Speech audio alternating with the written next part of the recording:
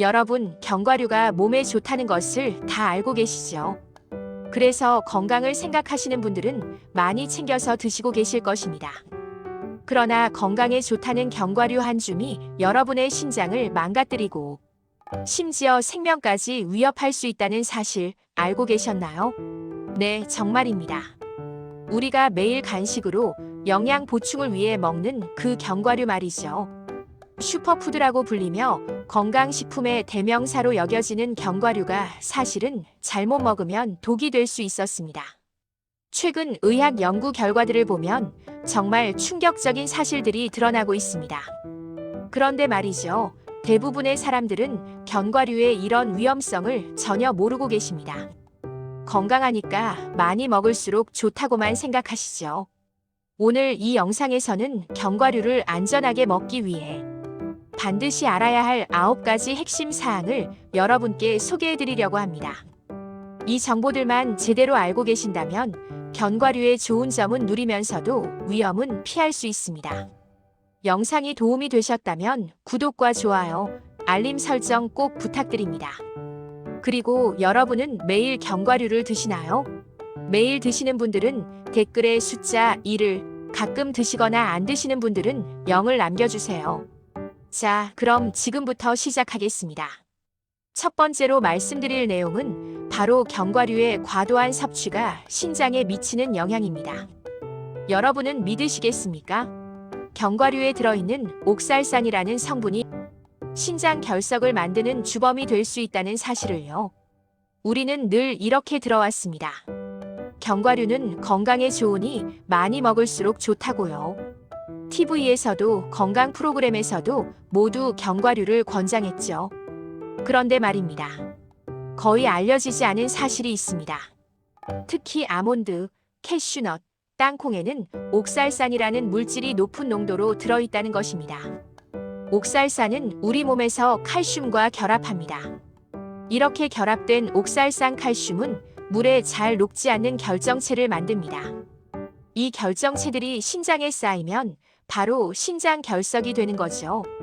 마치 파이프 안에 때가 끼듯이 말입니다.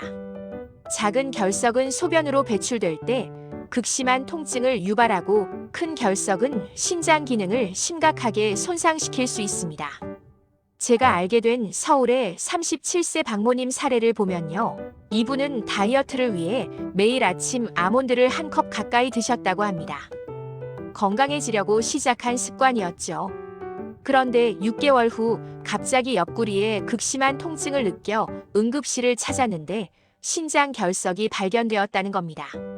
의사 선생님께서 식습관을 물어보셨고 아몬드 과다 섭취가 원인일 수 있다고 하셨답니다. 견과류 섭취를 하루 한 줌으로 줄이고 물을 충분히 마시기 시작한 후 더 이상 결석이 생기지 않았다고 합니다. 그렇다면 어떻게 해야 할까요? 견과류를 식단에서 완전히 없앨 필요는 없습니다. 하루 섭취량을 조절하면 됩니다. 성인 기준으로 하루 한 줌, 약 30g 정도가 적당합니다. 아몬드로 치면 20알에서 25알 정도죠. 이 정도면 영양은 충분히 섭취하면서도 옥살산 과다 섭취를 피할 수 있습니다. 두 번째는 견과류 알레르기의 위험성입니다. 견과류 알레르기는 다른 식품 알레르기보다 훨씬 더 치명적일 수 있다는 거죠. 많은 사람들이 식품 알레르기를 가볍게 생각합니다. 좀 가렵거나 두드러기가 나는 정도라고 여기시죠. 하지만 거의 알려지지 않은 사실은 견과류 알레르기가 아나필락시스라는 심각한 전신 알레르기 반응을 일으킬 수 있다는 것입니다. 견과류에 들어있는 특정 단백질 성분이 면역 체계를 과도하게 자극하면 아나필락시스가 발생합니다. 이것은 혈압이 급격히 떨어지고 기도가 좁아지며 호흡 곤란이 오는 응급 상황입니다. 마치 몸 전체가 동시에 비상경보를 울리는 것과 같습니다. 제때 치료하지 않으면 몇 분 안에 생명이 위험해질 수 있습니다.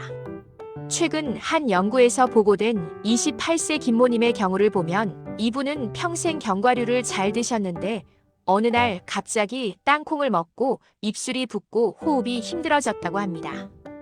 다행히 주변에서 빨리 119를 불러 응급치료를 받아 위기를 넘겼습니다.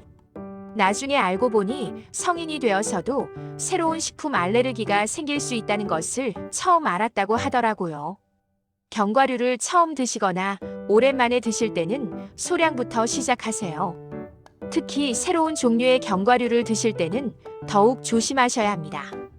만약 견과류를 먹고 입안이 따끔거리거나 목이 간지럽거나 피부에 두드러기가 생긴다면 즉시 섭취를 중단하시고 병원을 방문하세요.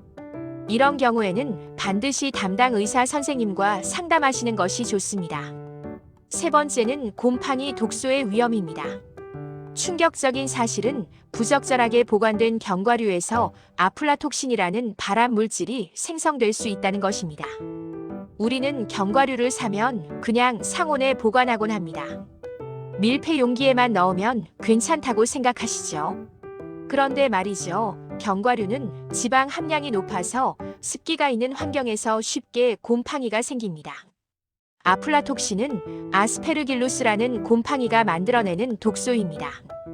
이 물질은 간세포의 DNA를 손상시켜 간암을 유발할 수 있습니다.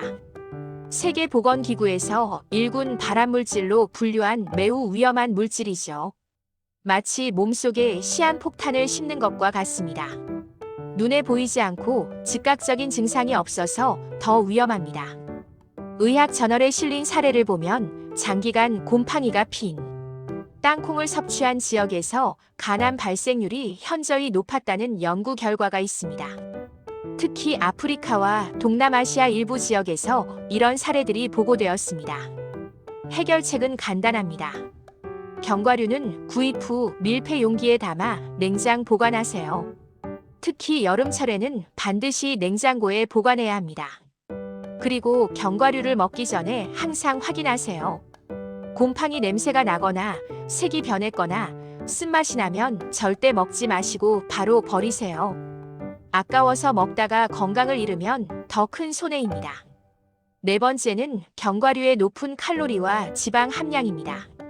여러분은 믿으시겠습니까? 견과류 한 줌이 밥 한 공기와 맞먹는 칼로리를 가지고 있다는 사실을요. 많은 사람들이 견과류는 건강식품이니까 칼로리를 신경 쓰지 않아도 된다고 생각합니다. 다이어트 중에도 마음껏 먹어도 괜찮다고 여기시죠. 하지만 거의 알려지지 않은 사실은 견과류 100g에는 약 600칼로리가 들어있다는 것입니다. 견과류의 지방은 대부분 불포화 지방산이라는 좋은 지방입니다. 오메가3, 오메가6 같은 필수 지방산이 풍부하죠. 하지만 아무리 좋은 지방이라도 과도하게 섭취하면 체중 증가로 이어집니다. 우리 몸은 남는 칼로리를 지방으로 저장하거든요. 마치 은행에 돈을 저축하듯이 말이죠. 제가 들은 부산의 42세 최모님 사례를 보면 이분은 건강을 위해 매일 아침 저녁으로 견과류를 한 컵씩 드셨다고 합니다. 운동도 꾸준히 하고 식사도 조절했는데 체중이 계속 늘어서 이상하다고 느끼셨답니다. 영양 상담을 받고 나서야 견과류 과다 섭취가 원인이었다는 것을 알게 되셨죠. 하루 한 줌으로 줄이고 3개월 만에 5kg이 빠졌다고 합니다. 견과류는 영양가는 높지만 칼로리도 높습니다. 하루 30g, 손바닥에 가볍게 한 줌 정도만 드세요. 이 정도면 건강상 이점은 충분히 얻으면서도 칼로리 과다 섭취를 피할 수 있습니다. 특히 다이어트 중이시라면 더욱 철저히 지키셔야 합니다. 다섯 번째는 소금에 절인 견과류의 위험성입니다. 아무도 생각하지 못한 놀라운 사실이 있습니다. 시중에 판매되는 견과류 대부분에는 상당량의 소금이 첨가되어 있다는 거죠.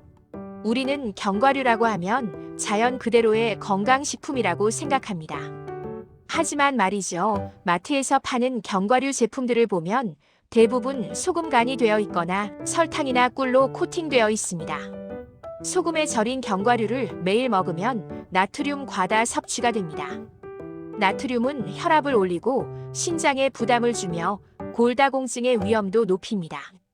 나트륨이 과도하게 들어오면 우리 몸은 칼슘을 소변으로 배출시키거든요. 마치 한쪽을 채우려다 다른 쪽을 잃는 것과 같습니다. 최근 한 연구에서 보고된 55세 이모님의 경우를 보면 이분은 건강검진에서 혈압이 높게 나와 식습관을 점검하게 되었습니다. 특별히 짠 음식을 먹지 않는데도 말이죠. 자세히 알아보니 매일 간식으로 먹던 소금에 절인 견과류가 문제였습니다. 무염 견과류로 바꾸고 몇 달 만에 혈압이 정상 범위로 돌아왔다고 합니다. 견과류를 구입할 때는 반드시 무염, 무가당 제품을 선택하세요. 영양 성분표를 확인해서 나트륨 함량이 0mg이거나 매우 낮은 제품을 고르시는 겁니다. 처음에는 싱겁게 느껴질 수 있지만 일주일만 먹으면 견과류 본연의 고소한 맛을 느낄 수 있습니다. 6번째는 견과류와 약물의 상호작용입니다. 충격적인 사실은 특정 약물을 복용 중일 때 견과류가 약의 효과를 방해할 수 있다는 것입니다. 많은 사람들이 견과류는 자연식품이니까 약물과 상관없이 먹어도 괜찮다고 생각합니다. 견과류의 풍부한 비타민 K는 항응고제의 효과를 떨어뜨릴 수 있습니다. 항응고제는 혈전이 생기는 것을 막는 약입니다. 심장병, 뇌졸중 환자들이 주로 복용하시죠. 그런데 비타민 K는 혈액 응고를 돕는 영양소입니다. 항응고제와 정반대 작용을 하는 거죠. 마치 엑셀러레이터와 브레이크를 동시에 밟는 것과 같습니다. 특히 호두, 피스타치오, 캐슈넛에 비타민 K가 많이 들어 있습니다. 의학 저널에 실린 사례를 보면 와파린이라는 항응고제를 복용 중이던 환자가 견과류 섭취를 늘린 후 약의 효과가 감소했다는 보고가 있습니다. 이분은 혈액 검사 결과가 변했고 담당 의사 선생님께서 식습관을 조사한 후 견과류가 원인임을 발견했다고 합니다. 혈압약, 당뇨약, 항응고제, 갑상선 약 등을 복용 중이시라면 견과류 섭취 전에 반드시 담당 의사 선생님과 상담하세요. 전문의의 진단과 처방이 필요한 부분입니다. 약을 드시는 분들은 식습관 변화에 대해서도 의사 선생님께 알려드리는 것이 중요합니다. 7번째는 견과류 섭취 시간대의 중요성입니다. 여러분은 믿으시겠습니까? 같은 견과류라도 언제 먹느냐에 따라 몸에 미치는 영향이 달라진다는 사실을요. 우리는 배고플 때마다 아무 때나 견과류를 먹습니다. 야식으로도 간식으로도 자유롭게 먹죠. 그런데 말이죠. 견과류를 먹는 시간대가 중요하다는 연구 결과들이 나오고 있습니다. 견과류는 지방 함량이 높아 소화하는 데 시간이 걸립니다. 밤에 먹으면 소화기관이 쉬어야 할 시간에 일을 하게 되어 부담이 됩니다. 또한 고칼로리 식품을 밤에 섭취하면 대사가 느려진 상태에서 지방으로 축적되기 쉽습니다. 마치 공장이 문을 닫을 시간에 원료를 쌓아두는 것과 같습니다. 제가 알게 된 대구의 34세 정모님 사례를 보면 이분은 매일 밤 TV를 보면서 견과류를 간식으로 드셨는데 소화불량과 속쓰림으로 고생하셨다고 합니다. 영양 상담을 받고 견과류를 오전이나 오후 간식으로만 드시기로 했습니다. 몇 주 만에 소화 관련 증상이 사라졌다고 하더라고요. 견과류는 오전 10시에서 11시 사이 또는 오후 3시에서 4시 사이에 드시는 것이 가장 좋습니다. 이 시간대는 신진대사가 활발하고 에너지가 필요한 시간이라 견과류의 영양소를 효율적으로 활용할 수 있습니다. 저녁 8시 이후에는 가급적 피하세요. 8번째는 씹지 않고 삼키는 습관의 위험성입니다. 아무도 생각하지 못한 놀라운 사실이 있습니다. 견과류를 제대로 씹지 않으면 영양소 흡수율이 크게 떨어진다는 거죠. 많은 사람들이 견과류를 급하게 먹습니다. 바쁜 일상 속에서 대충 씹어 삼키죠. 하지만 말이죠. 견과류는 단단한 세포벽으로 둘러싸여 있어서 충분히 씹지 않으면 영양소가 제대로 흡수되지 않습니다. 견과류를 잘 씹으면 세포벽이 부서지면서 안에 들어있는 영양소들이 방출됩니다. 또한 침 속의 소화효소들이 작용을 시작하죠. 충분히 씹지 않고 삼키면 대부분 그대로 배설됩니다. 마치 선물 상자를 열지 않고 버리는 것과 같습니다. 게다가 큰 조각을 삼키면 목에 걸릴 위험도 있습니다. 최근 한 연구에서 보고된 사례를 보면 견과류를 충분히 씹어 먹은 그룹과 대충 씹어 먹은 그룹을 비교했을 때 충분히 씹은 그룹의 영양소 흡수율이 30% 이상 높았다고 합니다. 견과류는 한 알씩 입에 넣고 최소 20회에서 30회 정도 천천히 씹으세요. 부드러운 페이스트 상태가 될 때까지 씹는 게 좋습니다. 이렇게 하면 영양소 흡수도 좋아지고 포만감도 빨리 느껴져서 과식을 방지할 수 있습니다. 천천히 씹는 습관은 소화에도 큰 도움이 됩니다. 9번째는 특정 질환이 있을 때의 주의사항입니다. 충격적인 사실은 신장 질환, 소화기 질환이 있는 분들에게 견과류가 오히려 독이 될 수 있다는 것입니다. 우리는 견과류가 모든 사람에게 좋다고 생각합니다. 건강식품이니까 누구나 먹어야 한다고 여기죠. 그런데 말이죠. 특정 질환이 있는 분들에게는 견과류가 위험할 수 있습니다. 신장 질환이 있으신 분들은 칼륨과 인의 섭취를 제한해야 합니다. 그런데 견과류에는 이 두 성분이 매우 높게 들어 있습니다. 신장이 제대로 작동하지 않으면 칼륨과 인을 배출하지 못해 혈중 농도가 올라갑니다. 이것은 심장 박동에 이상을 일으키고 뼈를 약하게 만들 수 있습니다. 마치 배수구가 막힌 싱크대에 물을 계속 붓는 것과 같습니다. 의학 저널에 실린 사례를 보면 만성 신장 질환을 앓고 있던 환자가 건강에 좋다는 이유로 견과류를 매일 섭취했다가 고칼륨 혈증으로 응급실에 실려온 경우가 보고되었습니다. 담당 의사 선생님께서 식습관을 확인하고 즉시 견과류 섭취를 중단하도록 조치했다고 합니다. 또한 개시염, 크론병 같은 소화기 질환이 있으신 분들도 주의가 필요합니다. 견과류의 작은 조각들이 염증을 악화시킬 수 있습니다. 이런 경우에는 반드시 담당 의사 선생님과 상담하시는 것이 좋습니다. 전문의의 진단과 처방이 필요한 부분입니다. 자, 여기까지 견과류를 안전하게 먹는 9가지 방법을 알아봤습니다. 이제 실천 가이드를 말씀드리겠습니다. 첫째, 적정량을 지키세요. 하루 한 줌, 약 30g이 적당합니다. 이것을 지키는 가장 좋은 방법은 미리 소분해 두는 것입니다. 견과류를 구입하면 바로 30g씩 작은 지퍼백에 나눠 담으세요. 그러면 매번 무게를 잴 필요 없이 한 봉지씩 꺼내 드시면 됩니다. 과학적 연구들을 보면 정량을 미리 나눠두면 과다 섭취를 70% 이상 줄일 수 있다고 합니다. 견과류의 종류도 다양하게 섭취하세요.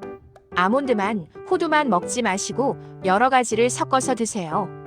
각 견과류마다 영양소 구성이 다르고 특정 성분이 과도하게 집중되는 것을 막을 수 있습니다.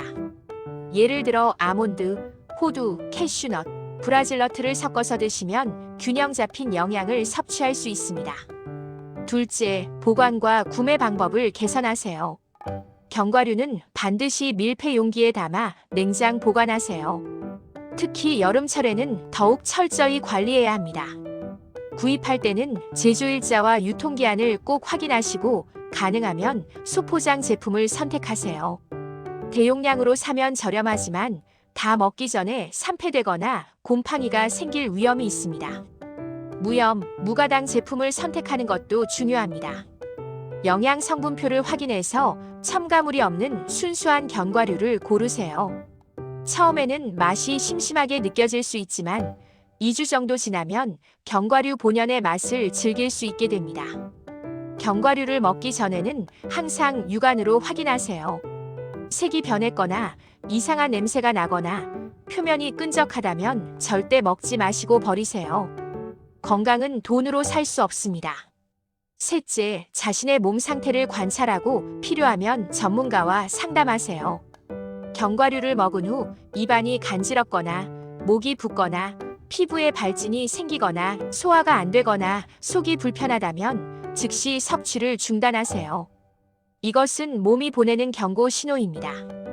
특히 신장 질환, 소화기 질환, 알레르기 병력이 있으신 분들은 견과류 섭취 전에 반드시 담당 의사 선생님과 상담하세요. 혈압약, 당뇨약, 항응고제 등을 복용 중이신 분들도 마찬가지입니다. 견과류가 약물과 상호작용할 수 있으니 전문의의 조언을 구하시는 것이 안전합니다. 건강검진 결과를 참고하시는 것도 좋습니다.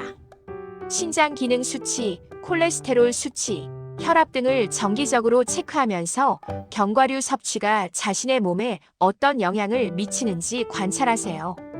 수치가 나빠진다면 섭취량을 조절하거나 종류를 바꿔볼 필요가 있습니다.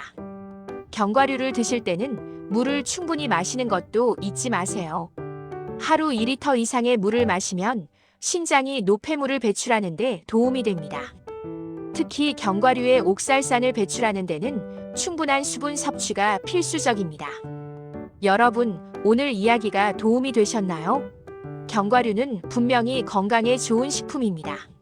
하지만 모든 좋은 것들이 그렇듯이 과하면 독이 됩니다. 적당한 양을 올바른 방법으로 자신의 몸 상태에 맞춰 먹는 것이 중요합니다. 오늘 말씀드린 내용들은 모두 과학적 연구와 의학 정보에 근거한 것들입니다. 견과류를 무서워할 필요는 없습니다. 다만 현명하게 먹으면 됩니다. 하루 한 줌, 무염 제품, 냉장 보관, 충분히 씹기, 이 4가지만 기억하셔도 견과류의 위험은 크게 줄이고 이점은 충분히 누릴 수 있습니다. 건강은 하루아침에 만들어지는 것이 아닙니다. 매일매일 내리는 작은 선택들이 쌓여서 만들어지는 것이죠. 오늘부터 견과류를 좀 더 현명하게 드시기 시작하면 몇 달 후, 몇 년 후 여러분의 몸이 그 선택에 감사할 것입니다. 완벽함을 추구하기보다는 조금씩 더 나은 선택을 하려고 노력하는 것, 그것이 진짜 건강한 삶입니다. 견과류를 완전히 끊을 필요는 없습니다.